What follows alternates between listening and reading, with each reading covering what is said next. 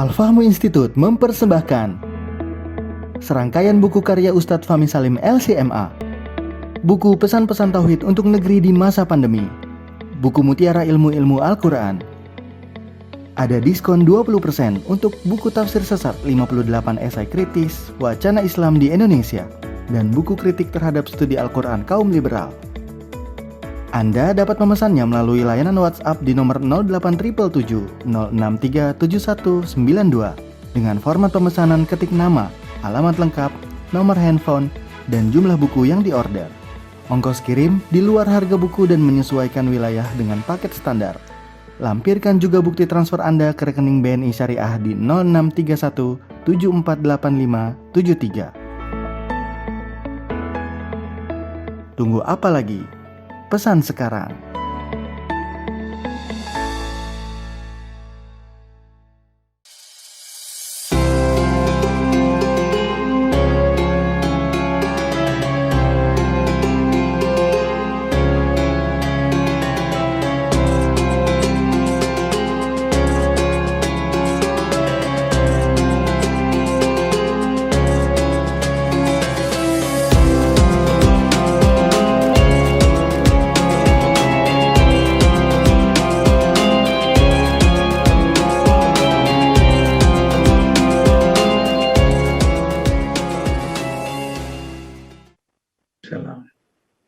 Waalaikumsalam warahmatullahi wabarakatuh.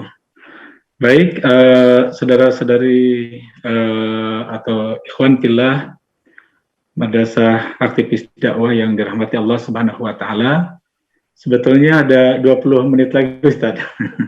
Tapi ini banyak pertanyaan sehingga kita bisa lebih hidup nanti di membahas tentang pertanyaan-pertanyaan ini insyaallah ya.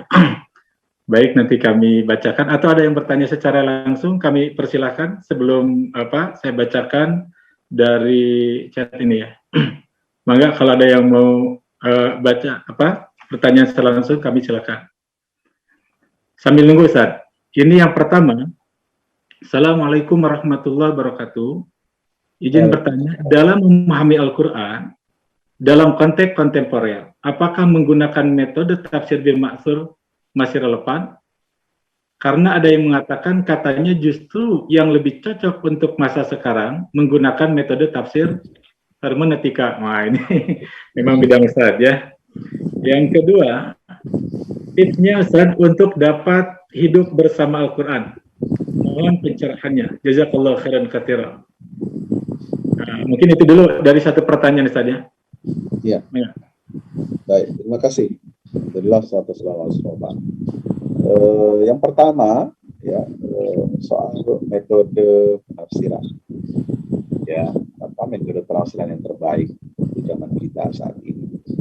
Jadi para ulama itu sudah merumuskan ya langkah-langkah metode untuk memahami Al-Quran. Yang paling ideal itu adalah itu yang disebut dengan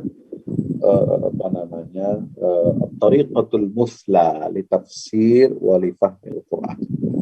Metode yang ideal untuk memahami Al-Quran itu ini sudah teruji ya.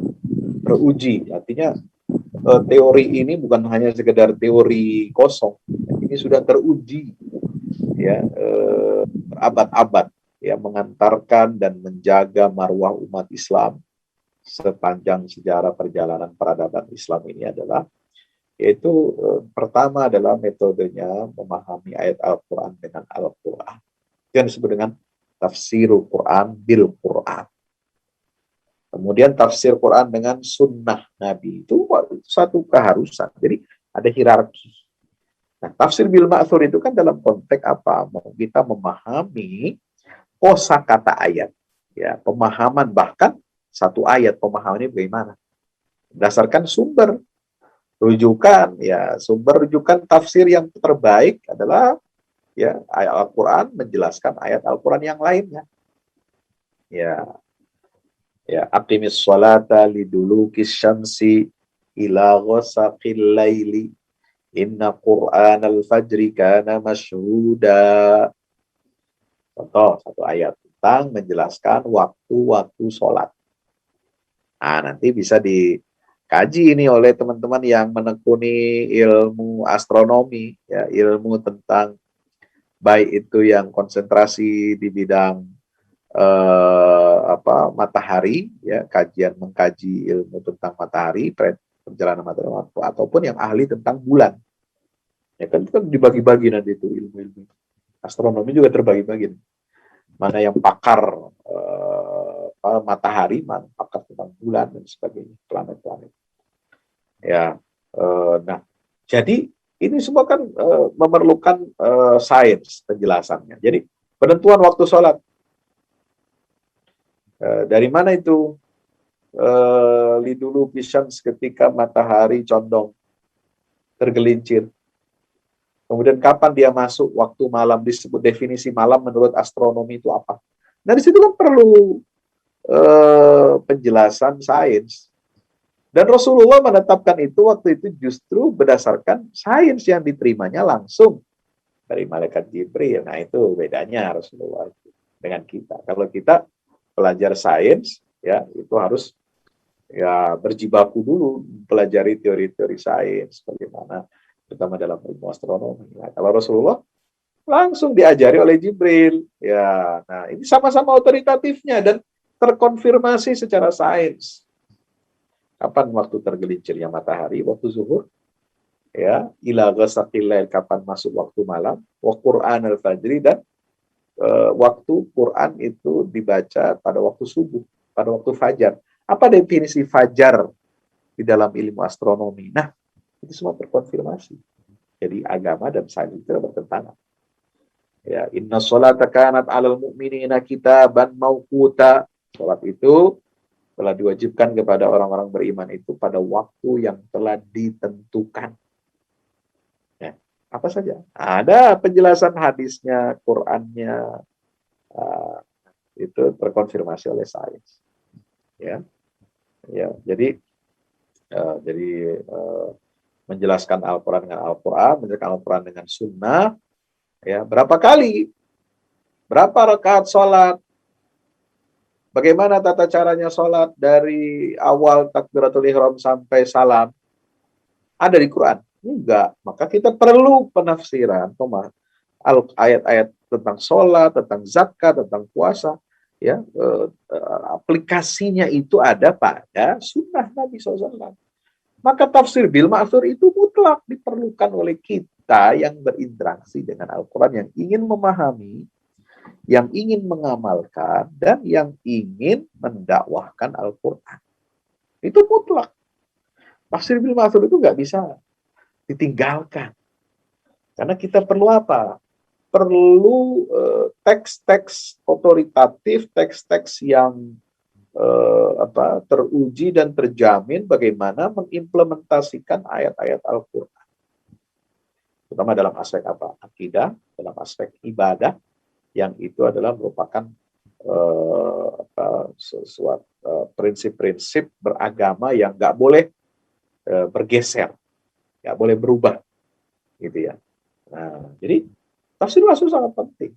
Ya, tapi bukan berarti mengecilkan metode tafsir yang lainnya, seperti tafsir bir-ra'i yang terpuji dengan opini, dengan ilmu bahasa, dengan ilmu sastra, dengan sains, dengan filsafat barangkali, dengan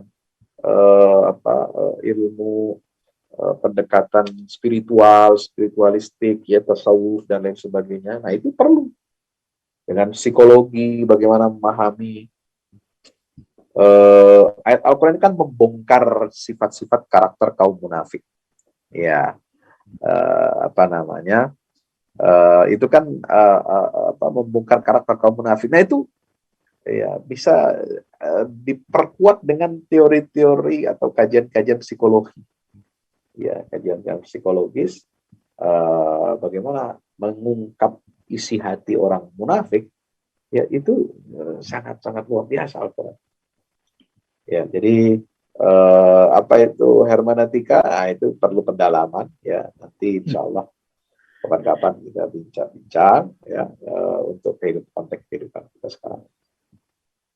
Ya, kemudian bagaimana menghidupkan apa tadi yang kedua? bagaimana kita berinteraksi dengan Al-Quran ini. Yang interaksi dengan Al-Quran, Ustaz. Kenapa? Ya, bagaimana agar bisa berinteraksi dengan Al-Quran? Ya, itu tentu ada tahapan-tahapannya. Yang paling simpel dan mudah mengena itu adalah dengan metode tadabbur. Tadabbur ini ya itu adalah kesan dan pesan ya tentang kesan-kesan dari Al-Quran, ayat-ayat Quran yang kita baca. Ya, kemudian dari kisah-kisah Al-Quran ini paling gampang, paling enak kita berinteraksi dengan Quran itu adalah ketika kita membaca kisah. Ya, kisahnya Ashabul Kahfi, kisahnya Ashabul Ukhdud, ya bukan Ashabul Udud ya kata orang Sunda. Nah, kalau Udud beda tuh, ya dengan Ukhdud ya, walaupun sama-sama dari api, ya itu kalau perapian Ukhdud itu ya kayu yang dibakar ya, dengan api ya, kalau Udud itu rokok yang dibakar juga dengan api gitu ya. Kisah Zulkarnain, kisah Nabi Musa dengan Qarun, Nabi Musa dengan Fir'aun, Nabi Musa dengan Nabi Khidir misalnya dalam surat Al-Kahfi. Ya, kisah kaum Nabi Saleh, kaum Nabi Hud, ya, kaum Nabi Shu'aib. Ya, jadi menarik saja yang barusan saya potong yang jadi tetap bahwa metode memahami Al-Quran itu memang tidak bisa dilepaskan atau hanya berlepas tersendiri saja ya. Jadi nggak cukup maksur saja, tetapi ada metode lain seperti disiplin. Ya.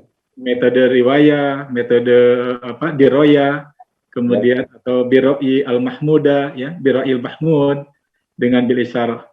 Nah, yang menariknya dari pertanyaan tadi itu apakah sekarang menggunakan metode tafsir hermeneutika? Tadi udah dikupas, nanti mungkin itu cukup panjang lebar ya, karena nanti juga Ya, biasanya kalau pendekatan hermeneutik ini itu untuk mencari dalih ya untuk itu tadi supaya racikan itu dari Al-Quran itu tidak efektif, jadi nggak efektif. Kalau kita ingin mengubah halal haram ya, nah itu dengan pendekatan hermeneutika mudah gitu ya. Satu yang haram jadi halal, yang halal jadi haram gitu ya. Nah ini yang justru berbahaya bagi kemanusiaan, bagi peradaban manusia. Ya, tidak sesuai dengan Islam. Baik. Itu yang pertama. Kemudian yang kedua tadi sudah dijawab juga, bagaimana cara hidup bersama Al-Quran. Kemudian yang ketiga ini tentang roadmap, Ustaz. Contoh roadmap yang bisa dijadikan benchmark di dalam kita mempelajari Al-Quran sebagai panduan hidup. Nah, ini. Iya, tentu kita mempelajari Al-Quran, ya, berawal dari mana? Kronologi. Ya, berarti kalau bicara tentang kronologi turunnya Al-Quran, itu ada yang disebut dengan asbabun nuzul. Asbabun nuzul itu nanti berkaitan dengan sirah nabawiyah. Maka itu, jadi kalau kita ingin memahami Quran dengan apik, ya, dengan indah, ya, para ulama menyarankan kita itu harus mengetahui asbabun nuzul ayat-ayat Al-Quran. Tapi memang tidak semua ayat Al-Quran itu ketika turun itu ada asbabun nuzulnya. Nah, itu sudah ditegaskan. Jadi ada disclaimer-nya ketika kita mengkaji ilmu Al-Quran ya tentang asbabun nuzul, itu ada disclaimer bahwa tidak setiap ayat Al-Quran itu punya asbabun nuzulnya. Ada sebagian besar ayat Quran itu turun tanpa asbabun nuzul. Ada sebagian kecil turun dengan asbabun nuzul. Nah, itu harus kita cerdik, ya, cerdas. Tapi secara umum ya asbabun nuzul sangat penting. Ya, kemudian sirah nabawiyah, bagaimana kita membaca situasi ketika Al-Quran itu turun. Coba bayangkan ya, di zaman Rasulullah, di zaman periode Mekah itu beda dengan periode Madinah. Karakter ayat-ayatnya, karakter penegasan ya dari sisi bahasa, balaghahnya saja sudah berbeda, susunan struktur kalimat-kalimatnya itu antara ayat-ayat Makkiyah dengan Madaniyah juga ada perbedaan-perbedaan, ada nah itu bisa kita rasakan kalau kita bisa menguasai ilmu-ilmu Al-Quran. Nanti ini pertanyaan kedua ini nanti bisa menukik lagi nanti kaitan dengan benchmark sebagai kita pelajari Al-Quran. Tadi Ustadz katakan misalkan asbabun nuzul. Nah ini apakah nanti ini yang menjadi benchmark itu adalah memahami, menghayati sekaligus mengaplikasikan berdasarkan konteks nuzul, atau sudah secara lengkap? Karena ini bisa jadi nanti ketika penekanan terhadap konteks nuzul dari mulai pemahaman, menghayati sampai mengamalkan, nanti seperti yang terjadi yang sekarang diangkat-angkat lagi, ada kelompok saudara kita misalkan yang tetap menginginkan tentang fase Makkiyah ini, karena berdasarkan konteks nuzul tadi, Ustaz. Gimana, Ustaz? Ya, jadi konteks Makkiyah Madaniyah itu kan untuk menunjukkan bahwa setiap ayat, setiap syariat yang diatur sedemikian rupa oleh Allah itu memiliki tahapan-tahapan. Ya, tahapan-tahapan. Nah, tahapan-tahapan itu kan sudah final. Ketika kita zaman sekarang ini tidak lagi menjalani Islam itu seperti yang dialami oleh Rasulullah SAW. Ya, makanya Nabi mengatakan tidak ada hijrah setelah Fathu Makkah. Ya, toh. Nah, kondisi jadi kita harus memahami nih ayat-ayat Quran, ya, sirah nabawiyah itu dalam konteks kita sekarang ini. Tidak boleh gegabah kita sembarangan mengatakan, oh kita ini masih periode Makkiyah, kita ini belum futuh, kita ini masih tertindas, kita ini masih wow bla bla bla bla bla, kita ini masih menghadapi orang-orang musyrik. Nah, itu konsekuensinya berat. Berarti Anda memandang ya umat Islam saat ini itu masih musyrik, ya, tidak menerapkan hukum Islam, arti jatuhnya kafir. Lalu Anda mengatakan kita ini masih berada pada Makkiyah, artinya apa? Belum wajib sholat, belum ada wajib puasa, belum wajib zakat. Nah, itu ngaco.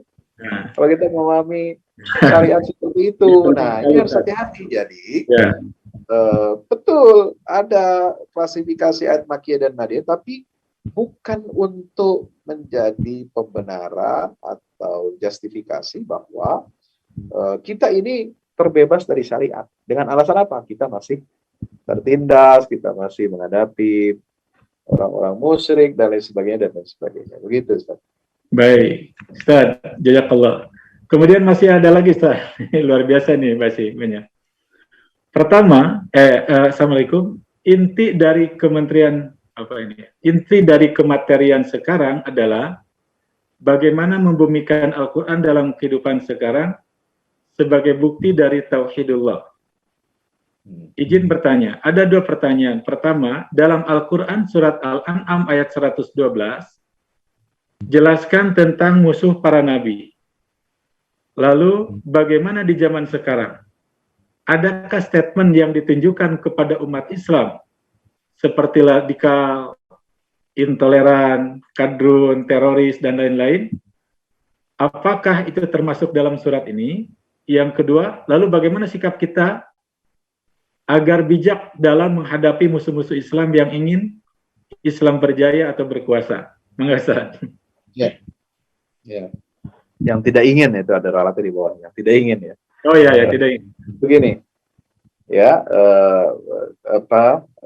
memang ayat-ayat Makkiyah itu, terutama kisah-kisah ya, para nabi terdahulu, atau bahkan kondisi kejiwaan,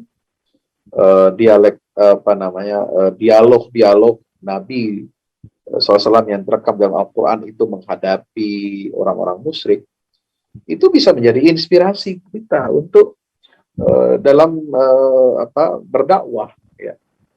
Kita ini kan aktivis dakwah. Yang kita hadapi ini masyarakat yang bermacam-macam, heterogen, ya, tidak homogen. ya, dari sisi pemahaman terhadap Islam, dari sisi komitmen kepada Islam. Kemudian ada yang memang betul-betul kafir yang ingkar kepada Islam, tetapi ada juga yang Muslim mengaku sudah bersyahadat, tapi pemahamannya belum kafir. Nah, ini kan harus kita bedakan, ya, bagaimana kita berinteraksi dengan semua itu.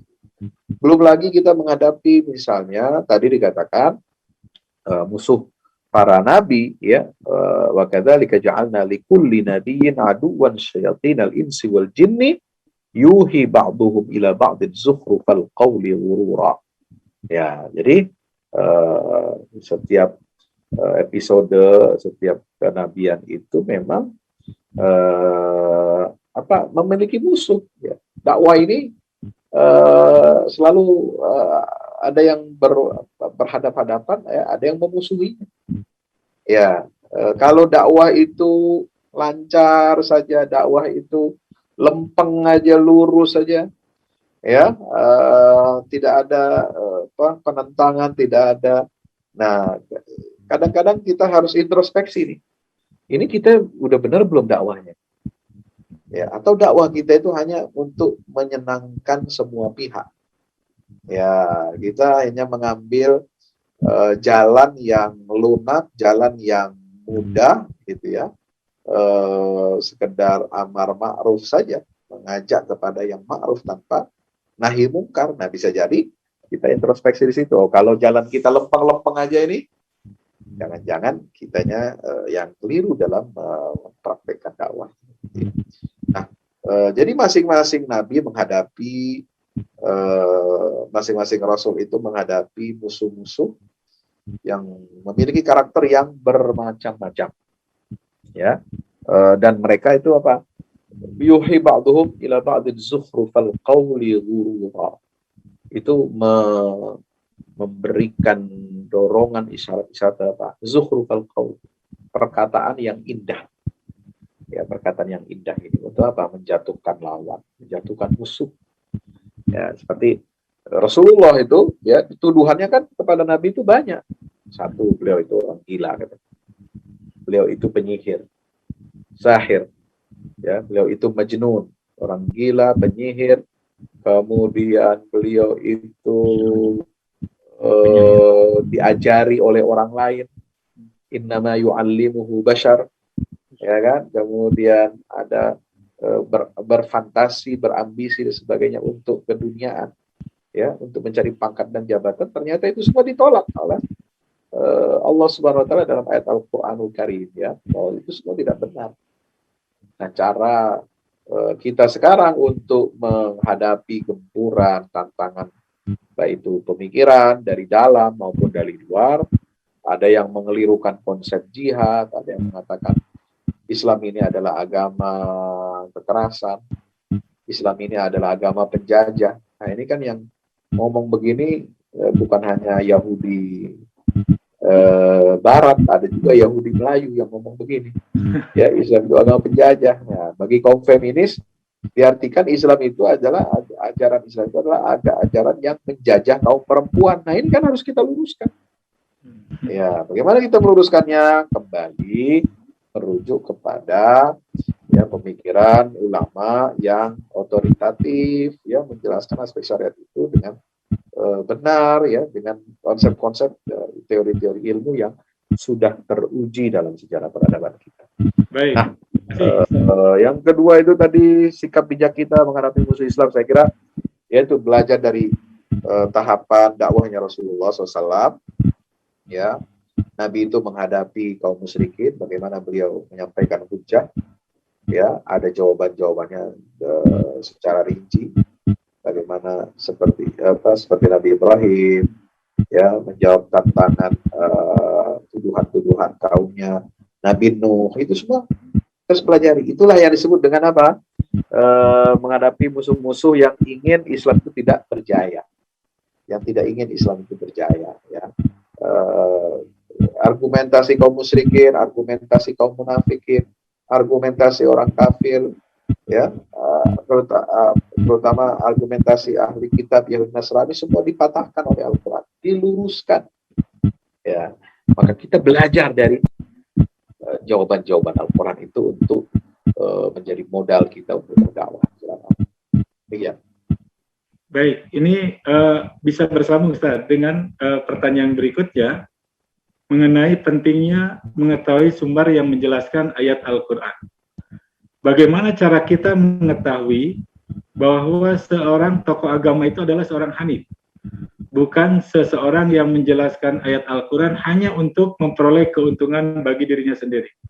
Atau mungkin dengan penjelasan Ustadz tadi bisa dipertajam, apakah seorang otoritas terhadap ayat Al-Quran atau tidak? Maka Ustadz. Ulangi Pak pertanyaan. Pertanyaannya tentang bagaimana cara kita mengetahui bahwa seorang tokoh agama adalah seorang yang hanif, bukan seseorang yang menjelaskan ayat Al-Quran hanya untuk memperoleh keuntungan bagi dirinya sendiri. Ya, begini, ya, ada yang memperlakukan ayat Al-Quran itu semata-mata untuk ya, untuk memang menegakkan kebenaran. Ya, ada yang untuk sekedar mencari keuntungan dunia. Ya, maka di dalam Al-Quran itu kita diajarkan oleh Allah, Rabbana la tuzigh qulubana ba'da idh hadaitana wa hab lana min ladunka rahmatan innaka antal wahhab. Ayat itu adalah isinya doa. Jangan ya Allah, janganlah Engkau jadikan di dalam hati-hati kami ini, ya, itu ada kecenderungan untuk menyimpang. La tuzigh qulubana. Jangan jerumuskan kami, jangan Engkau selewengkan hati kami. Setelah Engkau berikan petunjuk kepada kami. Artinya apa? Ayat sebelumnya itu kan ada kecenderungan di dalam hati orang-orang yang memiliki zair. Penyimpangan itu apa? Yattabi'una ma tashabaha minhu fitnah wa ta'wil. Ya, ada yang ingin mencari-cari jalan fitnah atau jalan-jalan yang untuk mentakwil ayat itu keluar dari konteksnya, keluar dari perintah dan larangan Allah Ta'ala. Nah, bagaimana kita mengetahuinya? Tentu sejauh mana kita mengerti misi Al-Quran. Bagaimana tauhid, bagaimana syariah ketundukan kita kepada Allah.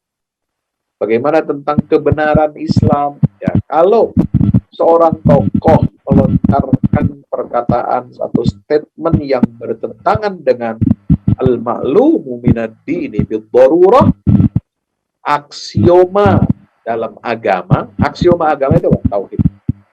Allah itu esa. Ya, tidak dua, tidak tiga, tidak empat, tidak berbilang, tidak beranak, dan tidak memperanakkan.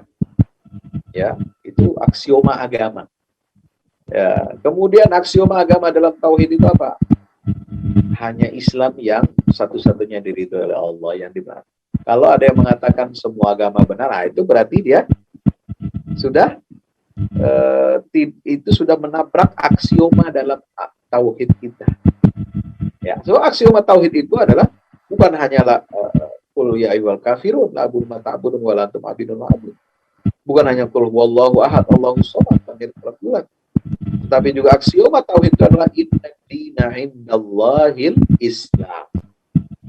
Al-yawma akmaltu lakum dinakum wa atmamtu 'alaikum ni'mati wa raditu lakum al-Islam. Itu aksioma. Jadi kalau ada statement yang melanggar, ya, menabrak aksioma ini, nah itu sudah jelas menyimpang.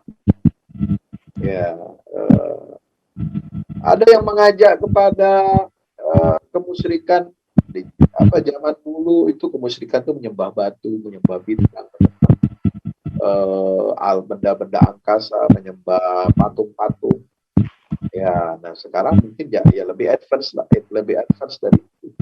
Ya, menyamakan seluruh keyakinan itu sama benarnya. Kita nggak masalah mengatakan mengucapkan salam, ya, segala macam bentuk salam dalam bentuk agama apapun, tanpa sadar kita mengagungkan Tuhan yang disembah oleh pemeluk agama lain. Nah, ini nggak bisa.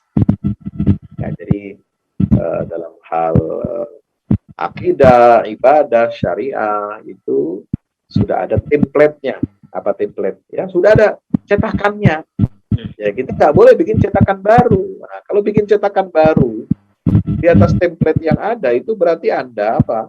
Anda melakukan makar. Ya, Anda melakukan apa? Membuat satu negara di dalam negara. Ya, seperti aksioma masalah kenabian itu sudah final, sudah ditutup dengan kerasulannya Muhammad SAW. Lalu ada ajaran yang mengatakan ada nabi baru setelah Nabi Muhammad. Nah ini kan sudah melanggar aksioma. Nah, itu udah nggak benar.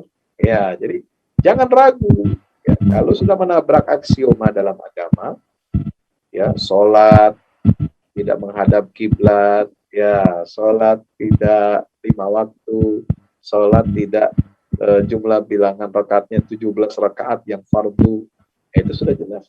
Makanya ada kriteria ya aliran sesat itu ya dalam ini banyak pertanyaan lagi. Nampaknya ini 2 pertanyaan terakhir ini ya. Ya. Biar ini karena kayaknya kalau nggak diputus ini masih banyak pertanyaan.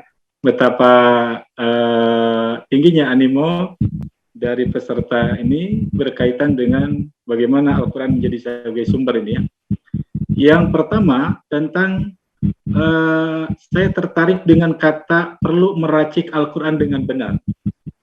Pertanyaannya, apakah ini bermakna kita secara khusus perlu mengacu kepada seorang ustadz secara khusus, seperti halnya pada seorang dokter?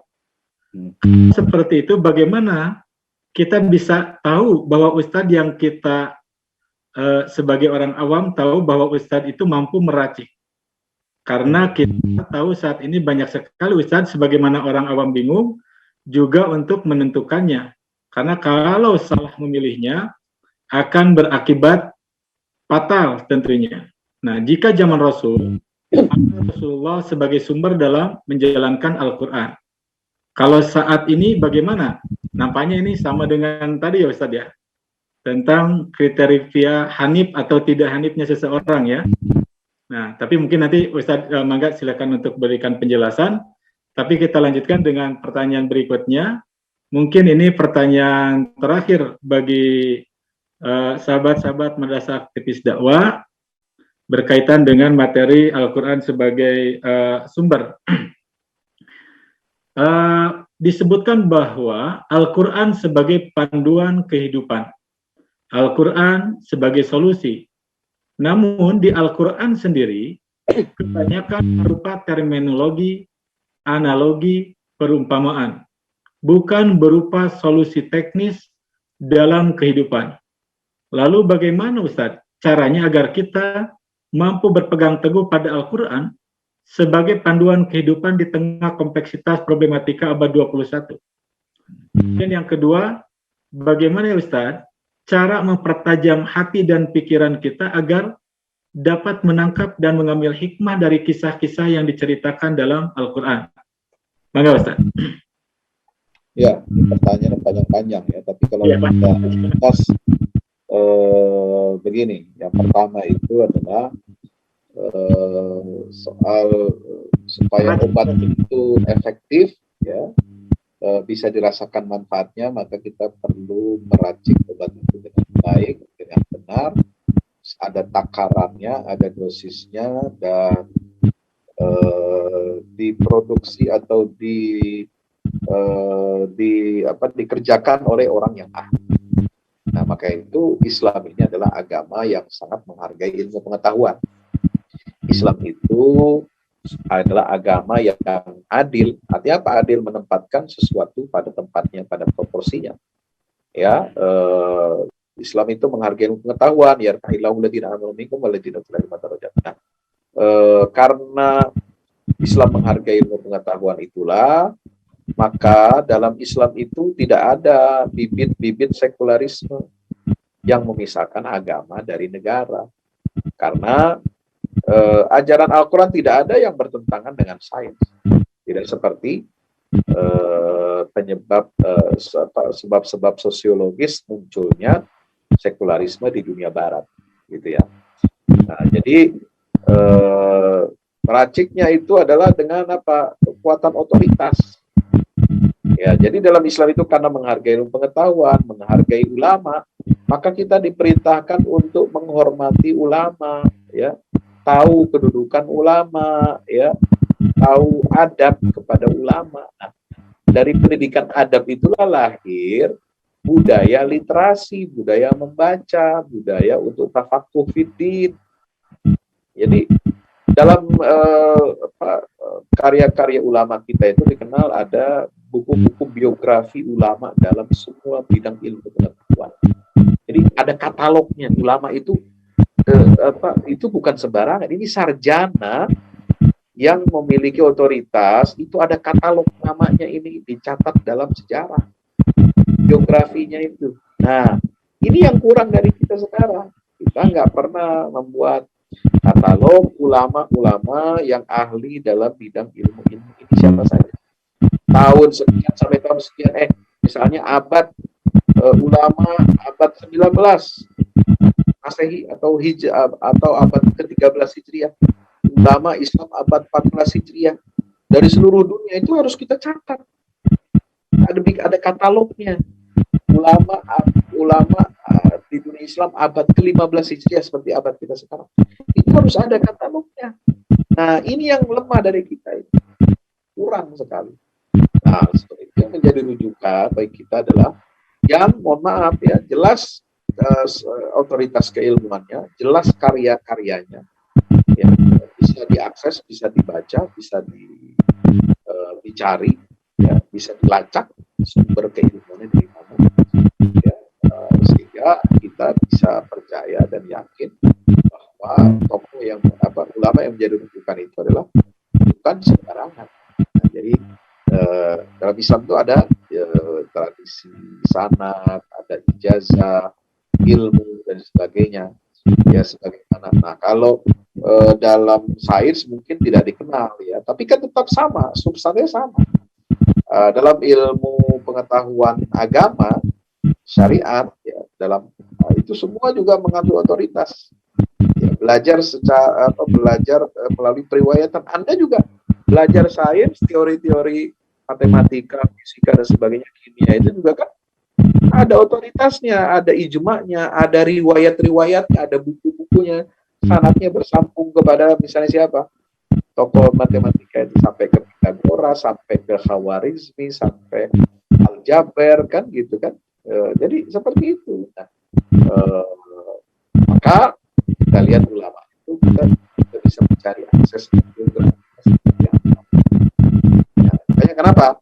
Mohon maaf, ini bukan untuk sombong-sombong. Kita perlu mengetahui kurikulum vitae seorang dai, seorang mubaligh supaya jelas. Ya, kita nggak ngambil ilmu dari kucing dalam karung. Makanya tadi saya bisa memahami itu, mungkin agak kepanjangan, ya. Bisa memahami misalnya moderator menyebutkan kurikulum vitae saya itu agak panjang gitu ya, karena untuk memastikan ini betul nggak sih, seperti apa ya sosok narasumber itu yang harus kita. Jadi jangan kita terjebak kepada populisme sesaat, ya, yang penting tenar, terkenal, populer, bisa bikin konten gitu ya di YouTube, di TikTok, lalu kemudian kita undang. Nggak bisa. Otoritasnya dari mana misalnya gitu kan? Asal sekedar terkenal, ikut pernah jadi tamu podcast, ya, mohon maaf, dari Corbuzier yang penontonnya jutaan misalnya, atau jadi tamu podcastnya siapa, lalu kemudian kita dapuk dia sebagai narasumber ahli dalam satu bidang ilmu tentang agama, bicara tentang agama, lurus atau tidak pemahamannya. Nah, itu nggak bisa seperti itu. Jadi otoritas itu dibangun dalam Islam itu melalui apa? Ijazah pelajaran, ya, keilmuannya, kemudian karyanya yang diakui oleh ulama pada zamannya, itu harus ada karyanya. Kalau cuma ngomong cuap-cuap di YouTube, tampil di podcast lalu dianggap sebagai orang ahli agama, ini harus berhati-hati. Ya, kalau sekedar menyampaikan misalnya penjelasan secara hadis, ya dia ada belajar di perguruan tinggi di Timur Tengah, ya itu ada gurunya, ada dia belajar kitabnya, ya itu bisa kita maklumi. Ya, tapi kalau yang asal ya jeblak ngomong, ya kemudian sekedar rame apa namanya statement-statementnya kontroversial lalu dijadikan rujukan, ini kan berbahaya. Jadi memang ada disrupsi ya dalam apa namanya sumber otoritatif kita saat ini, ya terutama dalam ilmu agama dan ilmu sosial. Kita harus hati-hati. Kalau dalam sains mungkin tidak, orang tidak akan berpikir atau nggak berani macam-macam.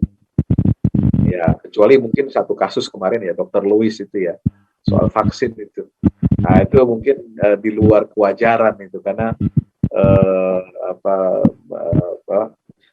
menyangkal ya, kemudian mengatakan hal-hal vaksin yang tidak dia kuasai. Ya. Tapi kan itu kan sedikit sekali. Tapi kalau dalam agama ini, semua orang bebas bicara tentang agama. Ya, tanpa kita tahu jelas duduk persoalannya, dia latar belakang ilmunya seperti apa, gitu ya.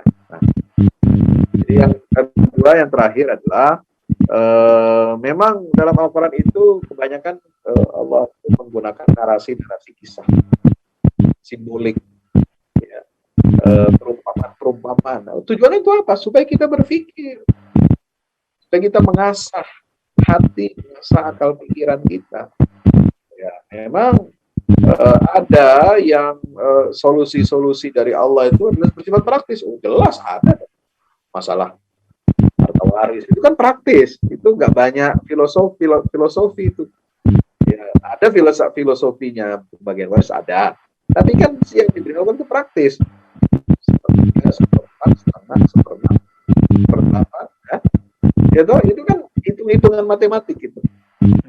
Ya, masalah jilbab, masalah pakaian, masalah makanan, itu kan pasti. Masalah wanita yang haram dinikahi itu semua pasti. Masalah hudud, masalah potong tangan, kemudian kisos dan sebagainya, itu kan soal yang pasti. Kemudian jelas bagian zakat, nisabnya dan sebagainya itu semua pasti. Ya, jadi solusi itu praktis, teknis. Ya. Itu dalam apa? Dalam hal itu disebut dengan hal-hal yang bersifat qat'i, ya, yang akal di situ belum tentu bisa menjadi kalau ukur kebenaran. Ya, maka di situ diperlukan mizan keadilan yang itu sumbernya adalah Allah Subhanahu wa Ta'ala. Jadi ada kata putus. Selebihnya dari apa yang didetailkan, dirincikan dalam solusi-solusi Quran itu adalah solusi narasi-narasi yang menggugah, yang inspiratif dari kisah-kisah Al-Quran, simbol-simbol, permisalan, itu supaya untuk kita berpikir, kita mengasah, ya, supaya kita sedikit baik dalam kehidupan kita. Ya, ya, kisah-kisah Quran itu tentu sangat bagus sekali dalam Al-Quran. Dalam Al-Quran kita dekatkan, "Naqussu 'alaika ahsanal qasas." Kami kisahkan kisah yang terbaik. Untuk apa? Menjadi ibrah, pelajaran. Semua kisah kalau kita renungi itu nikmat, kita baca, ya, kita tadabburi, kita hayati, kita amal. Jadi penguat, jadi penguat hati. Kalau kita gundah, ya kita baca surat Yusuf.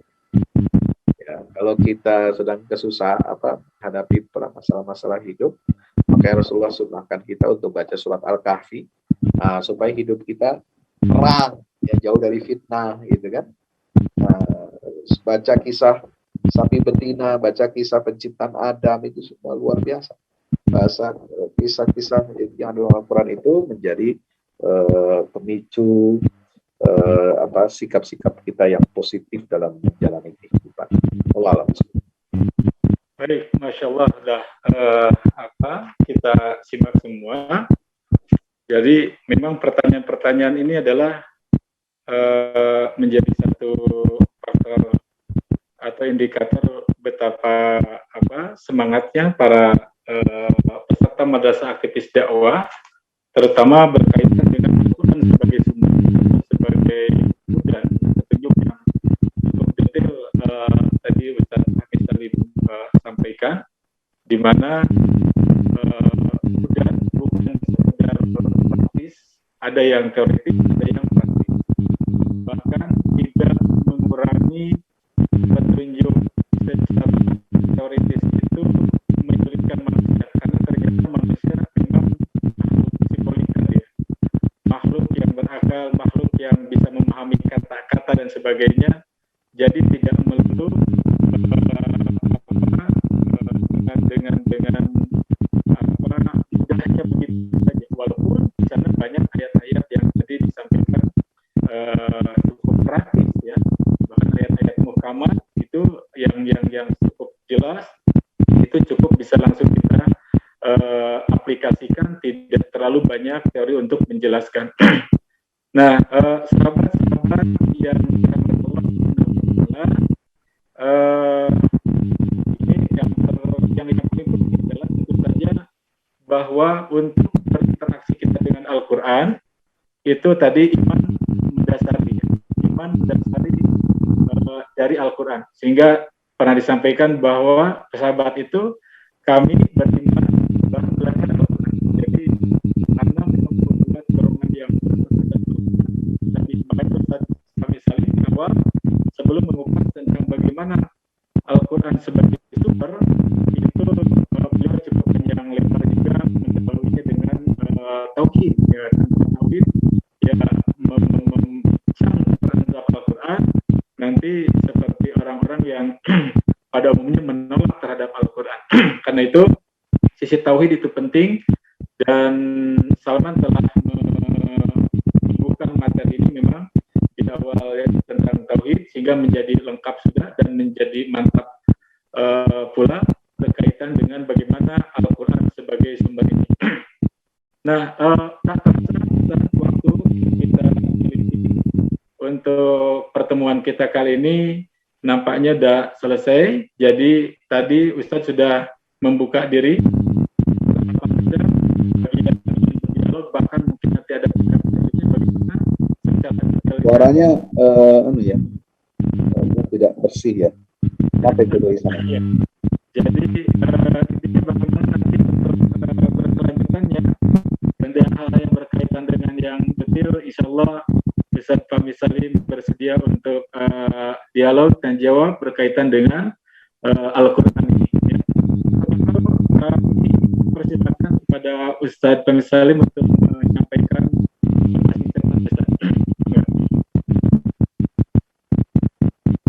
Gimana Pak? Nggak kedengaran? Hah? Kalau putus. Oh iya. Dari saya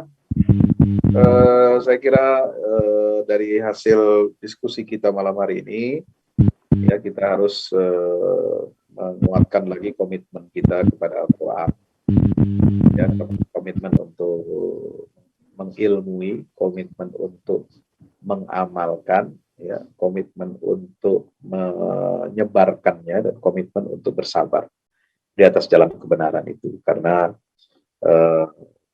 saya kira mahasiswa, para aktivis dakwah ini adalah agen-agen perubahan, ya, sebagai calon pemimpin masa depan, ya, karena pemimpin kita itu diproduksi secara sistematik, ya, sedemikian rupa itu melalui pendidikan perguruan tinggi. Nah, jadi sangat penting bagi adik-adik semua, ya, untuk mengenal ajaran Islam, bagaimana berkomitmen kepada Islam ini untuk menjadi bekal, ya, untuk nanti kita terjun di tengah lapangan keumatan, ya, berkontribusi kepada bangsa dan negara. Jangan lupa akar keislaman kita. Ya, saya menyayangkan banyak pejabat-pejabat Muslim yang dulu aktif di organisasi dakwah atau di organisasi himpunan mahasiswa Islam atau apa yang sebagainya, yang sejenis seperti itu.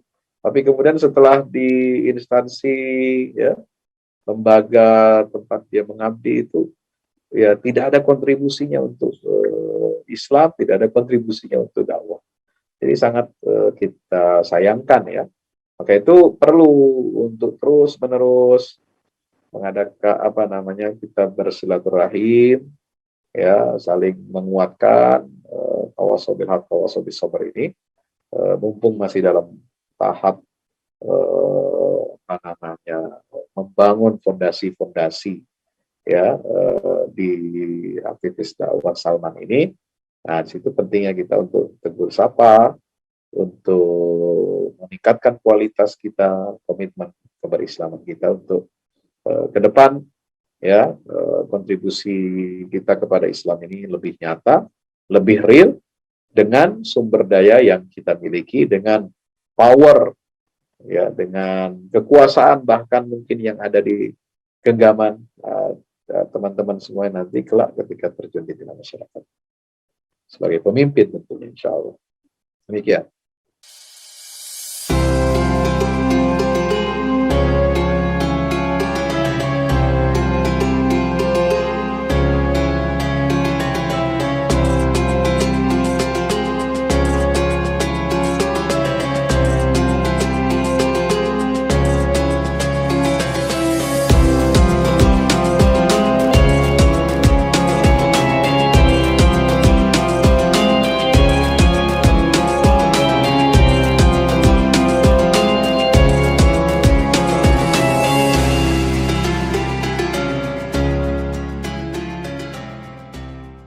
Assalamualaikum warahmatullahi wabarakatuh. Alhamdulillah kita udah selesai pengecoran rooftop ya. Itu tangga buat ke bawah. Yang ini di atas buat toren 2 biji. Ini semua udah dikeliling tembok. Ya, ini untuk lantai paling atas buat futsal, buat jemuran, buat tanaman hidroponik juga ntar insya Allah ya. Terus support ya teman-teman. Alhamdulillah terus selesai pengecorannya semuanya ya. Ini progres kita terbaru, dan jadi buat olahraga, buat utilities ya, multiguna. Nah, kita turun sini semua. Ini lantai 3. Ini untuk asrama, ya, untuk kamar-kamar, dan nah di situ musola. Nanti di situ musola, ya. Ini kamar-kamar dan musola buat santri-santri tahfiz kita, insya Allah.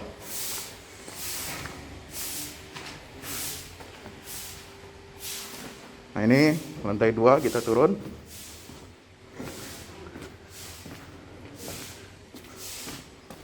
Ini untuk kelas-kelas ya. Kelas-kelas tahfidz, kelas-kelas tadabbur. Insya Allah mau udah jadi. Alhamdulillah berkat dukungan antum semua. Nah, tinggal ke bawah, di sini buat aula. Aula semua di sini ya. Mohon doanya terus, mudah-mudahan berkah, mudah-mudahan cepat jadi finishing. Kira-kira finishingnya ini butuh 1,5 M lagi, ya. Mudah-mudahan. Al-Fatihah.